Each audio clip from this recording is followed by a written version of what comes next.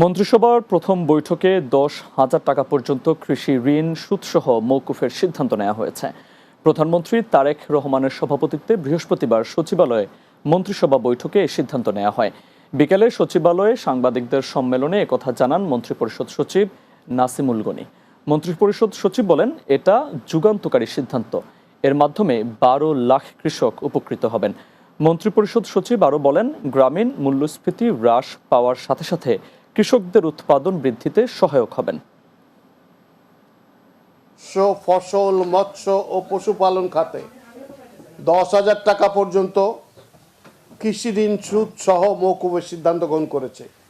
এর মূল লক্ষ্য হল দরিদ্র কৃষকদের সামাজিক নিরাপত্তা নিশ্চিত করা এবং কৃষি খাতের মেরুদণ্ডকে শক্তিশালী করা। বাংলাদেশ ব্যাংকের তথ্য মতে সরকারি, বাণিজ্যিক ও বিশেষায়িত ব্যাংক সমূহ এবং বেসরকারি বাণিজ্যিক ব্যাংকসমূহে 25 ফেব্রুয়ারি 2026 পর্যন্ত সুদসহ কৃষকদের নিকট পাওনা রয়েছে প্রায় 1550 কোটি টাকা, যা এই মওকুফের আওতাভুক্ত হবে।